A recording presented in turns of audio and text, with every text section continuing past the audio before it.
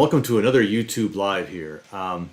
It's been a little while since we've done one of these, actually. It's the seasons have changed, and we've already had quite a fantastic worldwide user group meeting that we did all online. So that was quite nice. I hope you guys had a chance to take in some of that. It was, I think, a great experience for everybody. People got involved in the chat rooms and so on, and also shared a lot of their wonderful projects and got to learn all kinds of great new things from not only us here at Vectric, but lots of our partners.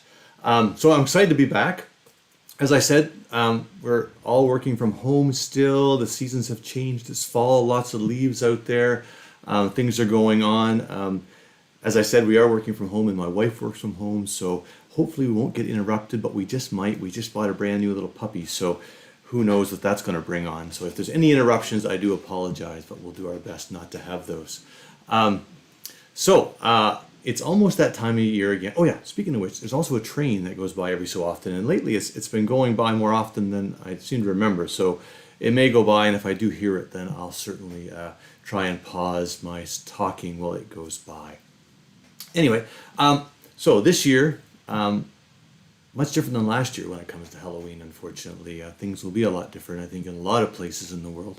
I know in North America where Halloween is a really big thing, I'm sure a lot of children will miss out on that. But that's still no reason to not have fun or to bring a little bit of that Halloween excitement into the house. So today I'm hoping that we can do that with a brand new project. So while I talk you through this project, we've got Becky in the chat room who's more than willing and able to take on any of your questions you have about this project or anything else. We also have some other people there as well from Vectric, so they'll chime in when they can. So I think that's pretty much it to get started with. So let's pop into the project, and I'll show you how it all kind of began. So yeah, I know everybody likes to think that when we start one of these jobs, we have a really great idea and a really good sketch to go from. But when I was asked to put some thought into this during one of our morning calls, I just quickly sketched what you see here, which is, yeah, it's not all that great. I think my son, who's only 5, could do a better job. But I was in a hurry, but you get the point. I got all the important stuff down here. I have that I wanted to make a jack-o'-lantern. By the way, I was quite surprised over here that nobody knew what a jack-o'-lantern was. The people I work with didn't.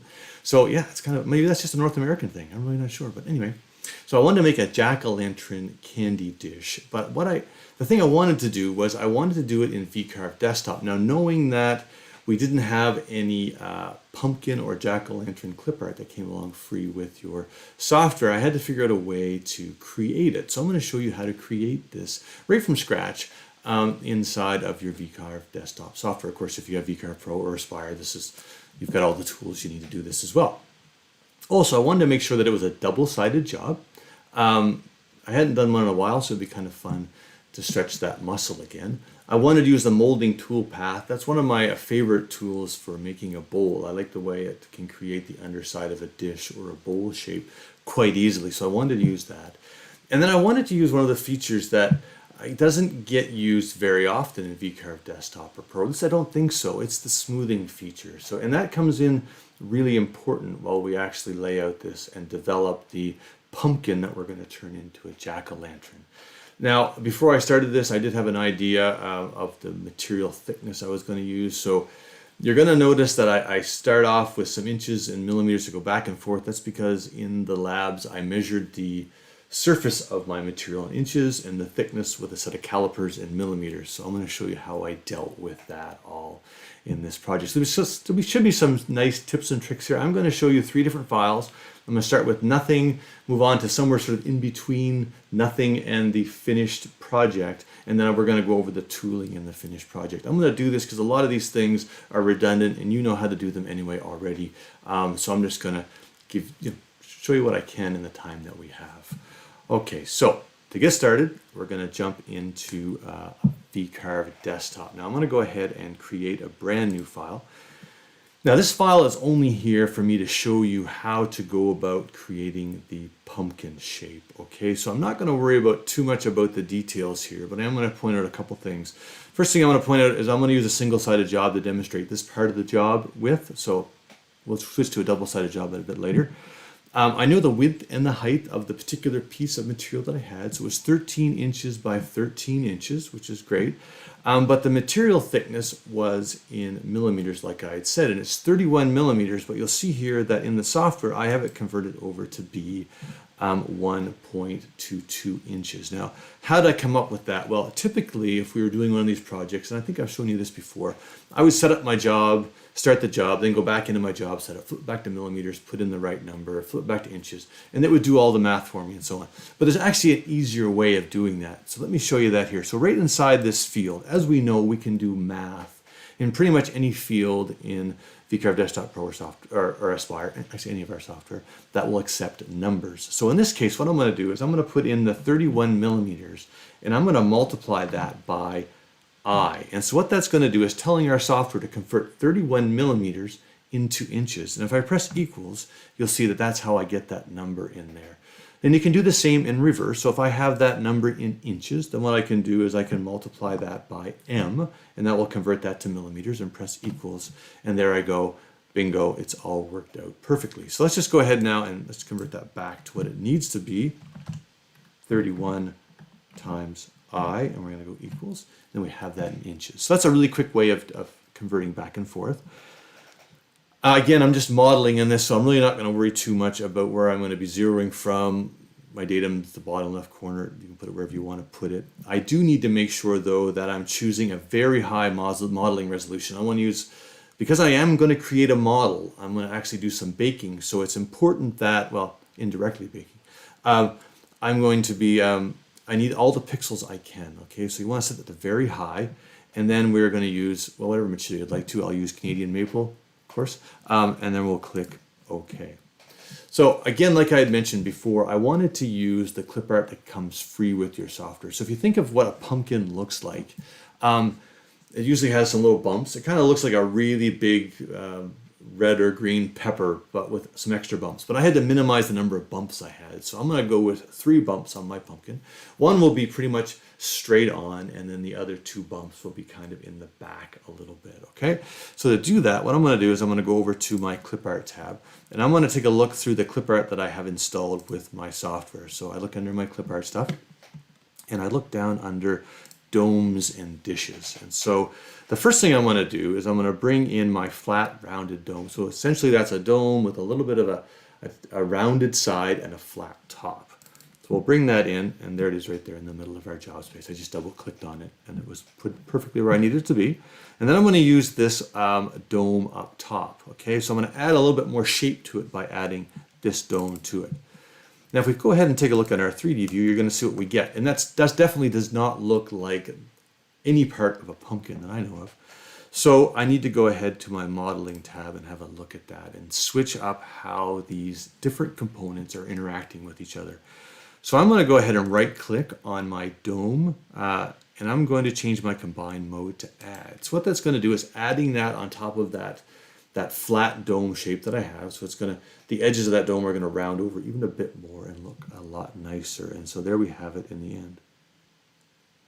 Now, if I wanted to, I could go ahead and I could change the shape height of either one of those to get the definition or the shape that I really wanted in the end. So I could go in and choose my flat round circle, go ahead and look at my component properties, and change this to be maybe 125. Press the space bar, and you'll see there's a slight little change in my 3D view, which is kind of nice. And maybe that's a better look for what I'm looking for. So let's look straight down on that. Now, seeing as I'm going to use this for all 3 parts of my pumpkin, I better group those together just so that I won't make any mistakes moving them out of the orientation they need to be in. So I'm going to hold down my Shift key and select both of those components, right click, and group those up. So you'll see that I've got a nice little group here now, and I can go ahead and hide the group, and I've got this one thing that I can go ahead and select. So for the next step, I'm going to flip into my 2D view just because I can see it a bit better. Now, I'm going to select this group.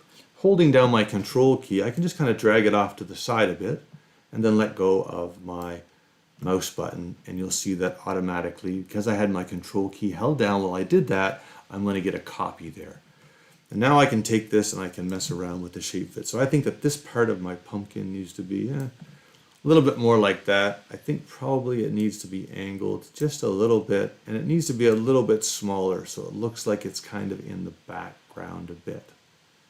So I think that looks pretty good.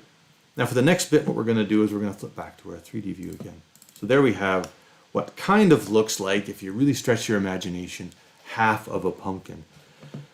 So what we're going to do next is we're going to use a little technique that I've shown you before. Is we're going to selectively fade this part of the pumpkin into the other bit a bit. What I like about a pumpkin is the shape of it. If you're standing back from it, the sides kind of come up, and then the tops of them have a nice little shape to them that kind of blend into the front of the pumpkin.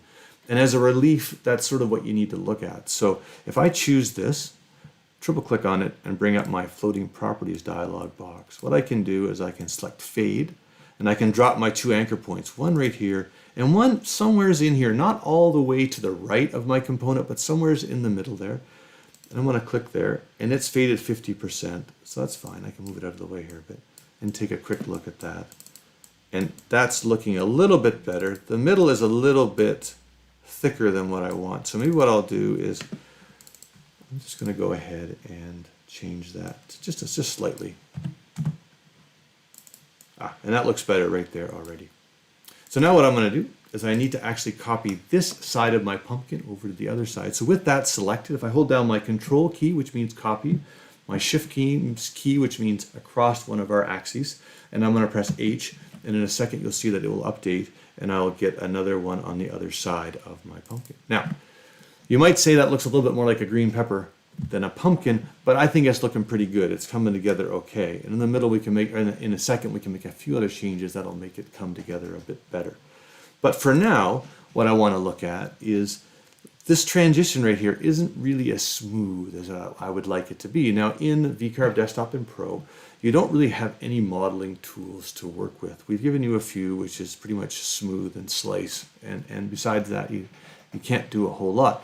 But one of the neat features of smoothing is that it will take a bunch of multiple components, and it will actually bake those together into one thing and then apply the smoothing pass to it. And we've given you this feature in VCarve Desktop and Pro mainly because we want you to be able to put into a layout some components that may not quite look like, have the same feel to them, maybe, or the same style.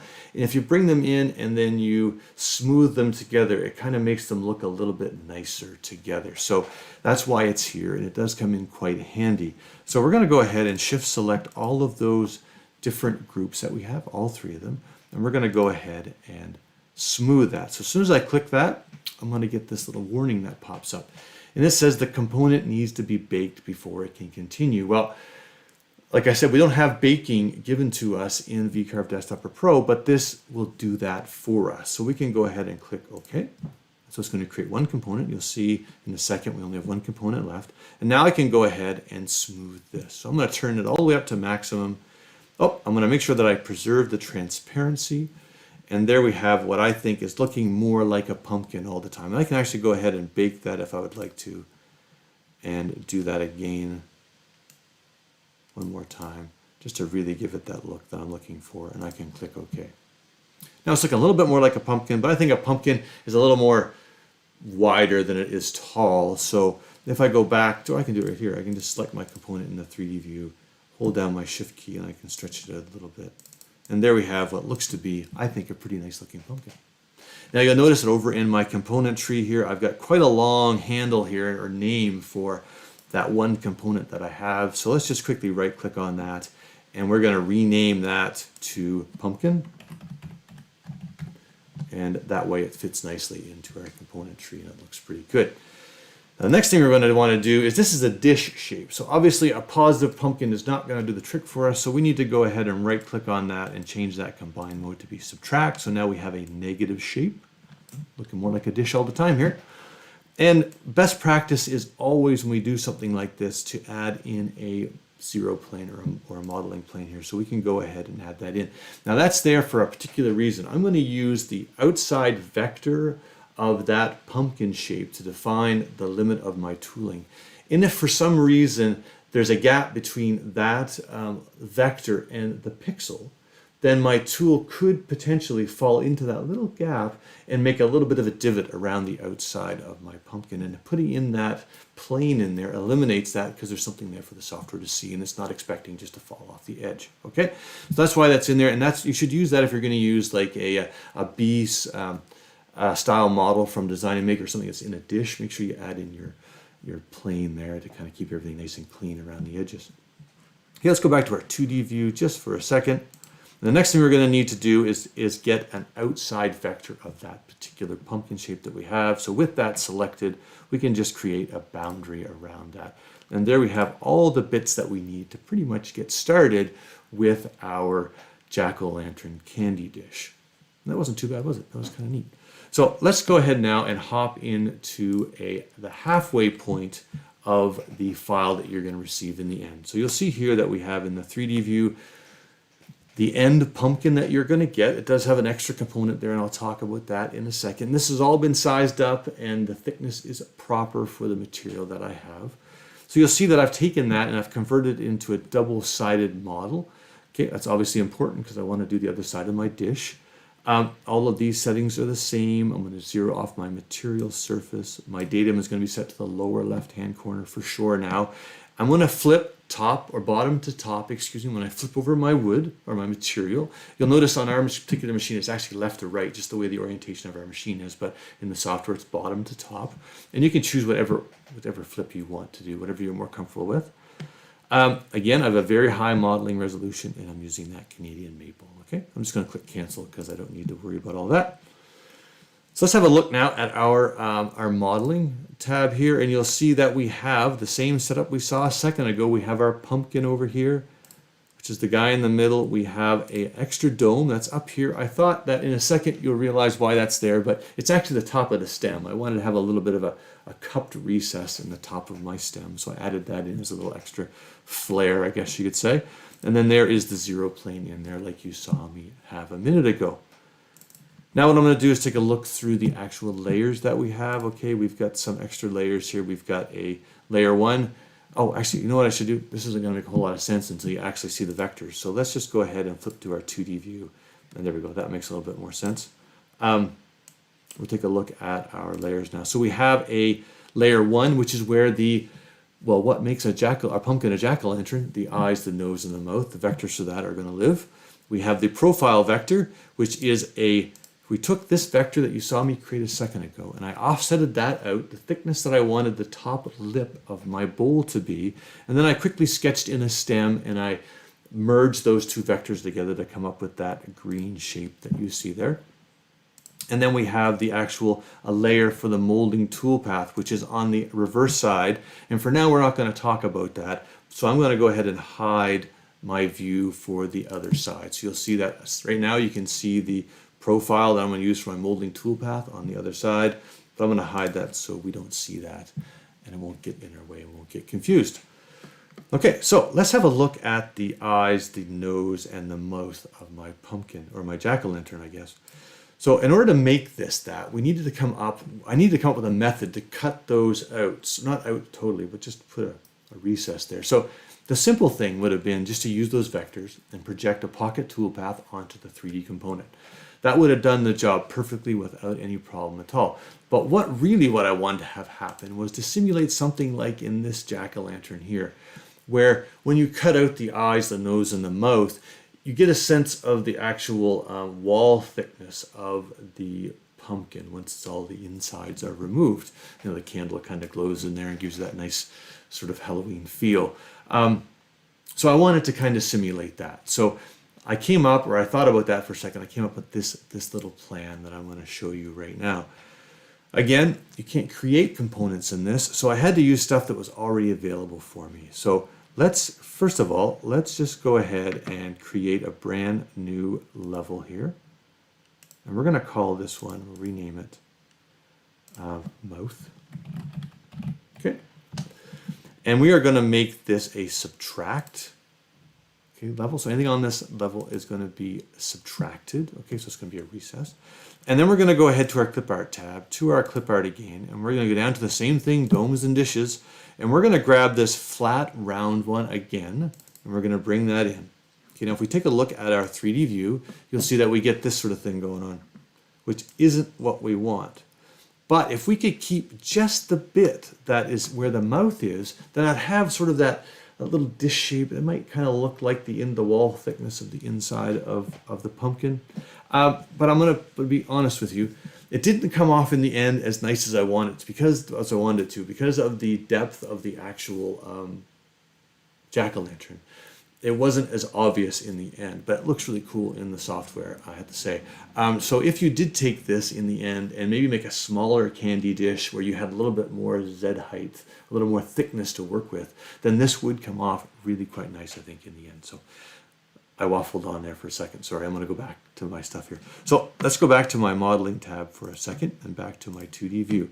So what I'm going to do is I'm going to take this dish that I have, as soon as I find my mouse pointer again, and I'm going to move it, or actually I'm going to scale it up a little bit so that the edge, I want to move it to, the edge of it is just inside, the bottom edge, just inside the mouth of my jack-o'-lantern. So that's actually pretty good. I'm just going to size it up a little bit. Now the trick is with this, is in order for it to transition perfectly, you have to have it right on the money, okay? So any kind of overstep, it's going to look a little funny, but with a little bit of, well, I guess a little bit of luck, works out okay. Anyway, so there we go, we got that. So I'm going to go ahead and select this vector now, and because this flat round is on this level called mouth, I can use this mouth as my clipping vector. So if I right click on that, and actually let's just go ahead and tile our view so we can see exactly what's happening here, and make sure that I get it out of the way so you can see what's going on. If I select that with that selected and I right click on this layer, a level, excuse me, I can go ahead and turn into a clipping level, and I can click apply, and you'll see that in the 3D view now I have just the part of the pumpkin that I need to make a nice little, or the part of the dish that I need to make that smiley face here, this little happy pumpkin that I have, or jack-o'-lantern I'm going to have in the end. And that worked out okay, and I can go ahead now and select this and choose to give it the right thickness that I want it to be. So let's just make it, gosh, that's perfect. And you'll see that it minimizes a bit. But if I go up here and turn on my shadow shading, then it does look kind of nice. You can see that transition there at the bottom. It looks pretty neat. So let's just go ahead and do the other bits just for fun. Let's close this down. The next thing we're going to do is work on the eyes. So let's create a brand new level, and we're going to call this eyes. Rename that eyes. Oh, that's all. I don't know why I was shouting. Sorry about that. Let's just go ahead and rename that again. Make sure my caps lock is turned off. There we go, eyes. And we are going to make a copy of this. So I'm going to go ahead and hold down my control key while I drag it up just a little bit. Just a little. Well, it kind of got off center there. So let's press F9 and let's just use our cursor keys and nudge it down into place. I need to drag it up onto my eyes. I need to make this to be a subtract level like I did before, or layer like I did before. And we're just going to move him into place here. Just a little bit.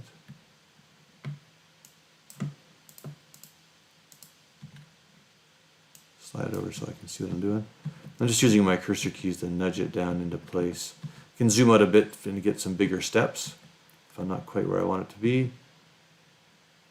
I think that's pretty good. I think the best way to do this now is going to be to actually size it down just a little bit.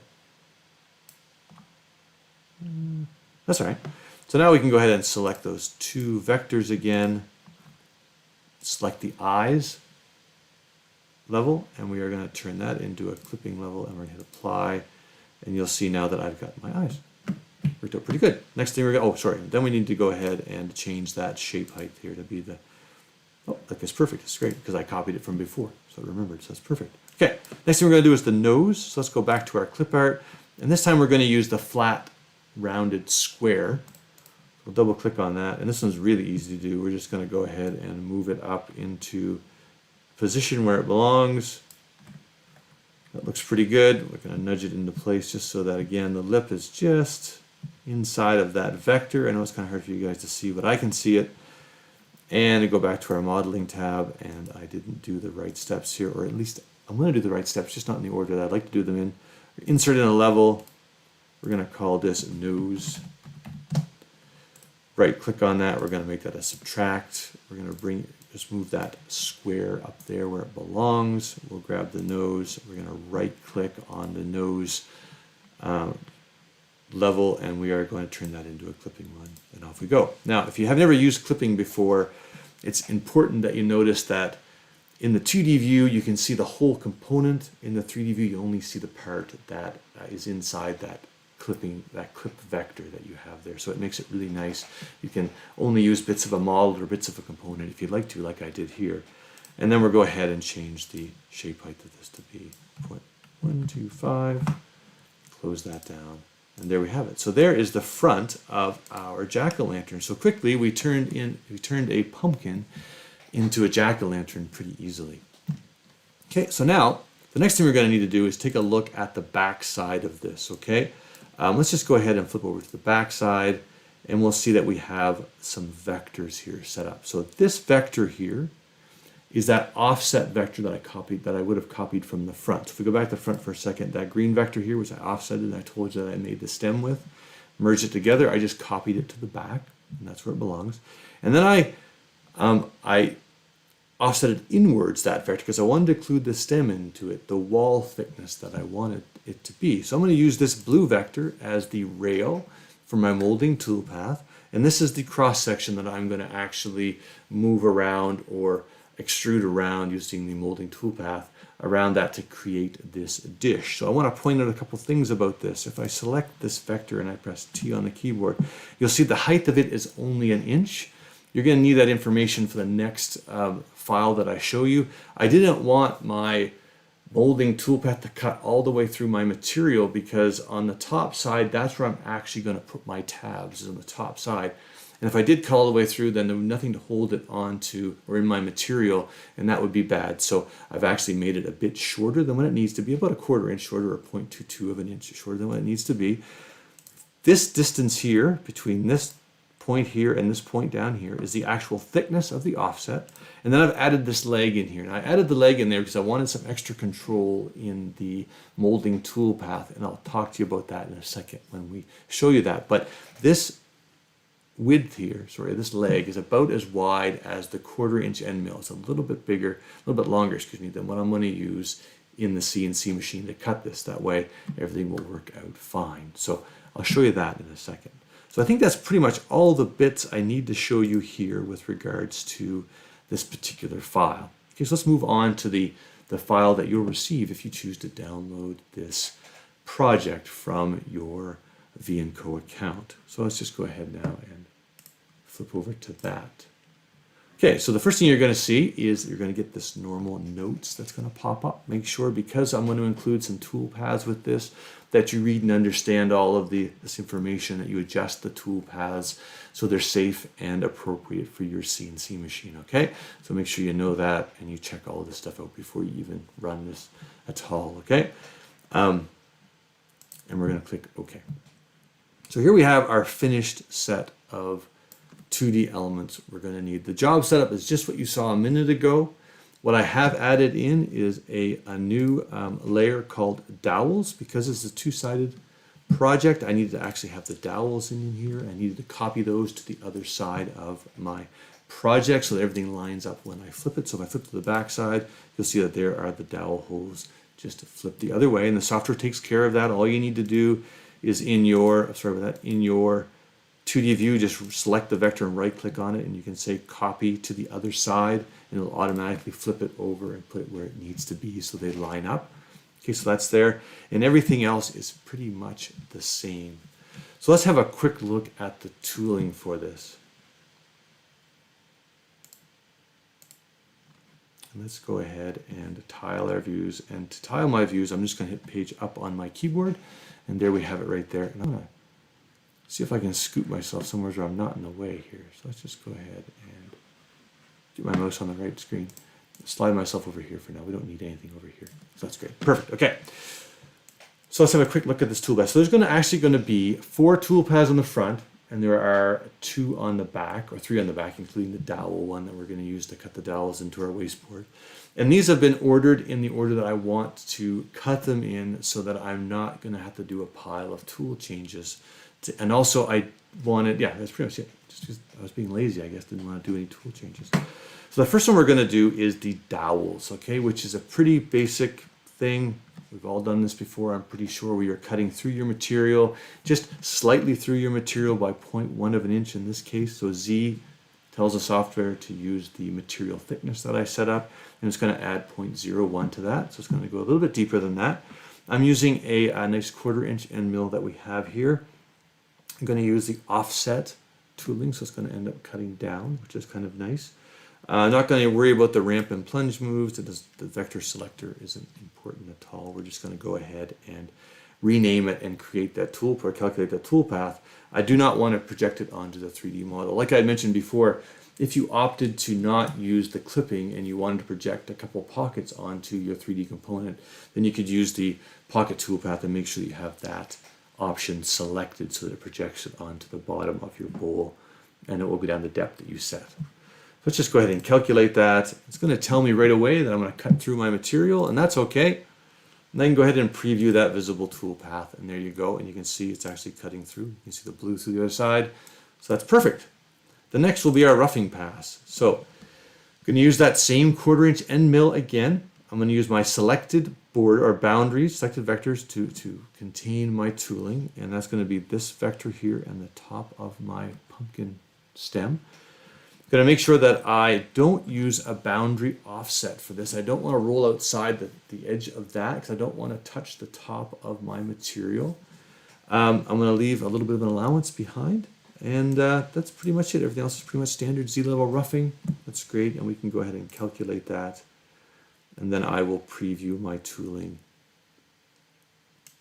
and see what I have. Of course, this is the time when you can turn back if you'd like and fix anything that may not look the way it should. So we'll close that down, and now we're going to go ahead with our profile cut. Now, like I said, I didn't want to do any tool changes, and I wanted to leave my cutter in there for my profile cut, and I also wanted to use some tabs. So in the 2D view, you see the little yellow dots there. I positioned the tabs where I wanted them to be in this case, because I wanted them in specific areas. There we go. And so that's where I plunk them.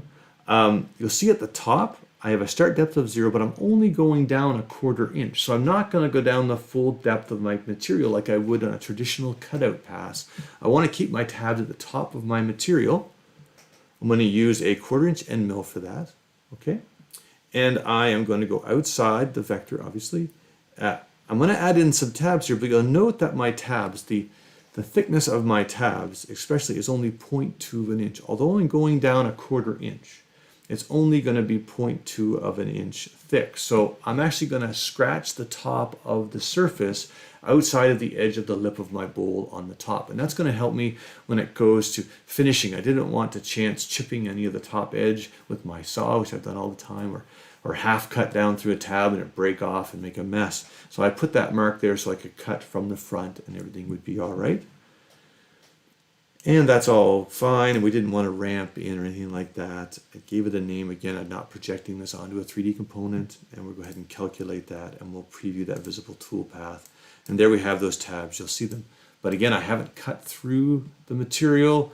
It's only gone down that 1/4 inch, and I'll take care of the rest from the back side. Close that down. And then I'm going to go ahead and look at my finishing. Now, I'm going to be straight up and honest with you guys. I made a mistake when I ran my tooling in the labs, and I actually had the wrong dimension in for my tool, and I got some interesting results, and I'll talk about the most interesting result when you see it cutting. But in this case, my job on the front didn't come out nearly as detailed as I wanted it to be. I've fixed that in your file. It's perfect, and it should come out just beautiful, okay? So that's the proper tool that I used in the end. I'm going to use my selected vector. I'm using a raster toolpath for this. I could have used a offset if I wanted to, but I chose raster in this case. No particular reason, I just did.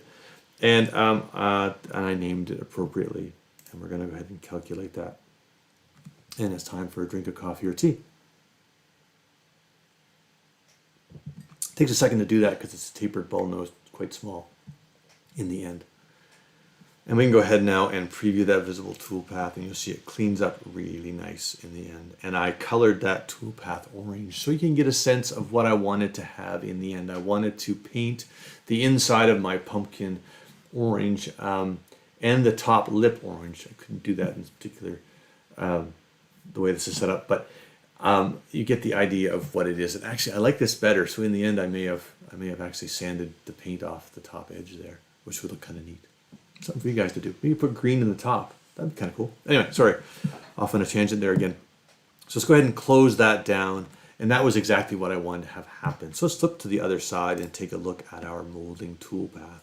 So as always, when you create a double-sided job, you need to have a toolpath for your second side so you can cut those dowel holes, the opposite as the top, into your wasteboard. So you can put in your dowels. When you flip your material over, it fits in perfectly. So you run this first before you actually put your material back on again. So that's a pretty basic one. Again, we can just go ahead and look at that. I'm going down through my material, or sorry, down through my wasteboard, and that's pretty much it. It's just a pocket tool path, same setup as the other side, and we can just calculate that and preview that visible tool path, and you'll see that this doesn't really matter, but what you can use this for is to make sure that your front and your back line up when you simulate or preview both of your sides of your tooling. Comes in kind of handy if you're worried that your dowel holes aren't going to match. And let's have a look at our actual molding toolpath. So this molding toolpath is created in two parts. We're going to get a clearance toolpath, which is going to go in and take out the majority of the material with the tool of your choice, and then you're going to go in with a nice clean ball nose or whatever tool you want to use, V-bit, whatever it happens to be, and run around and clean up the excess that you don't want there. So again, I'm using a molding toolpath to make the bottom of a bowl. It's not called a bowl bottom toolpath, so we can kind of make some changes and make it work for us. So the first thing I want to do is I want to tell the software that I want this toolpath to cut at the top of my material, okay? And you'll see, I remember I told you that the shape that I drawn over here is actually about 1/4 inch shorter than what it should be. And you'll see that that's reflected here in my toolpath, that there's actually a little bit of a gap there. And it's the remainder of the material. So my tab should be there, and it should be viewable, and it should hold my part in place. For my finishing of this molding toolpath, I'm going to go ahead and use that same tapered ball nose that I used for the front. Again, I made a mistake and had the wrong dimension in there, so I had a larger tool specified than the one that was in the machine, and so I ended up getting a kind of an interesting decorative edge to my bowl, which didn't look half bad in the end, but it's not what you want to do. But anyway, it does look decorative. It's, making lemonade out of a lemon. And we have a large, and also with that, I am going to not vary my step over. I don't want to do that this time around. And I am going to skip flat regions because I'm going to go in with my clearance toolpath and actually get those flat areas done with that. And it's a little more efficient. So I'm going to use my same 1/4 inch end mill that I used on the front side to do my roughing and my profile cut. I'm going to make sure I machine my flat regions. And you'll notice that in, this is good. I'll get to that in a second. Sorry, I jumped ahead.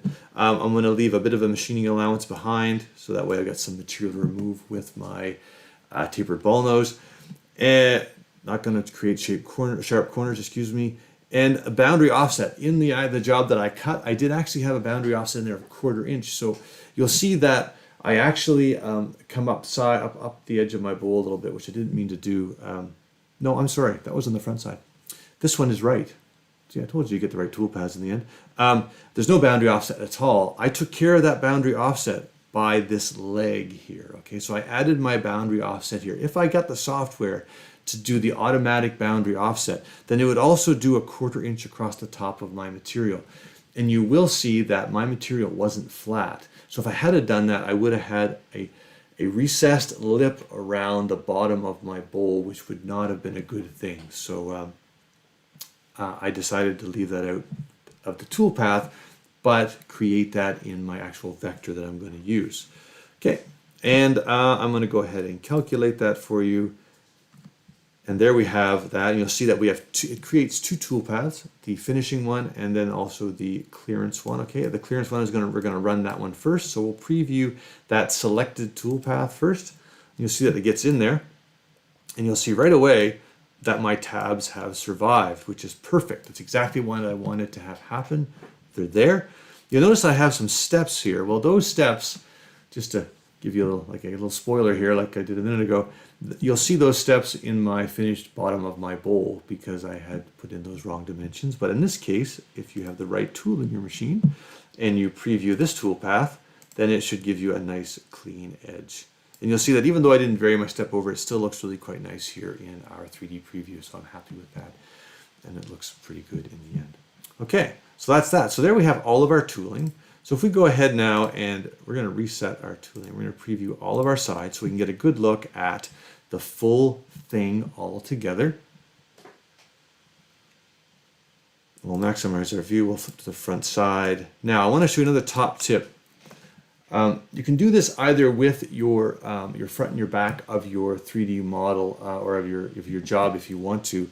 But in this case, I'm going to do it in the preview. But if I go ahead and if I want to know how thick my material is once I get done cutting the front and the back, then what I can do is I can hold down my control key and hover over top of my 3D preview. Now you'll see down here where my mouse is right now, that while I have that held down, you'll see there's a thickness there. So I know how thick this is going to be in the end once I cut it. And that's important. That way I'll know whether or not it's going to be too thin, or maybe it's going to be too thick and I can get some more shape height out of my actual 3D component, which would be kind of nice. In this case, I think it's, well, obviously it worked out okay because I'm happy with the bowl in the end. But that when I did see that, I was happy with that thickness and I knew it would survive. So that was great. And you can do that anywhere as you want to in your 3D preview. So that's pretty cool. So I think I hit everything I wanted to there. So let's go ahead now and have a look at this being cut in the labs on our CNC machine. So here we go. I'm going to start off. The material's down. You'll see that it's a piece of old countertop, and this is putting in the dowel holes, and then we're going to move very quickly into the roughing of the front of our jack-o'-lantern. And this worked out pretty good. I didn't put the right dust shoe on there. That all should have been sucked up there, but I had the shorter dust shoe on there and I should have used the longer one. But you'll see that it does get a bit of it as it gets deeper, and then I had to go in and finish it up with a vacuum cleaner. And that's exactly what I wanted to see happen. It's a little different than the toolpath you just saw because I made a couple of little adjustments, but it is perfect. Now we're going to go ahead and do our profile cut, and you can see how it jumped over the tabs there. And in a second, you'll see where I actually scored the top of the material, which is what I wanted to have done. Switching over to that tapered ball nose, and off it goes and works its magic. Does a nice job in the end. Pretty happy with it. Again, I had made the mistake and put the wrong dimensions in my toolpath, but it did work out well in the end. Go ahead and we'll just vacuum that out, and you can see there's my jack-o'-lantern's face. Happy little guy, he looks great. But you'll see I went up on the edge there. I didn't want to do that, and that was because I had actually used the offset. Didn't mean to, but I've corrected that for you guys. There you have it. It's pretty good. So there I am putting the dowel holes into the wasteboard and fitting on my material. Once I flipped it over, it fits just like a glove. And we're going to go in and do our clearance tool path. We're cleaning out all that extra material that we don't want there. We don't want to deal with our tapered ball nose. That worked out really good. And again, you can see the steps that I expected to be there in the clearance tool path. And then we go in, I did a bit change there, and this is the tapered ball nose. We're going to go in and we're going to go ahead and round that edge over nice, except for you'll see quite obviously those little ridges that are there. We've hoovered that out again, remove that off of the wasteboard. A quick look at it standing up. Looks pretty good in the end. I'm pretty happy with that. So that was down to actually now going in and cutting those tabs, and because I could see the tabs from the front side nicely, then I could just go ahead and cut them from the front. And my idea was to go ahead, and Michael Tyler's going to have to excuse me again, But I went in and I painted the front of this orange with some acrylic paint that we had, and I thought if I painted up to the edge, tried not to get too much over the edge of the edge, then I could just go ahead and sand down the edges and make it look really nice. And that actually did work out okay in the end. I could sand off that extra paint, and that was good. Added a couple coats of clear coat on there, and in the end, I think it looks pretty darn neat when it's all said and done. It's pretty cool. So there we are. So I hope that you enjoyed that.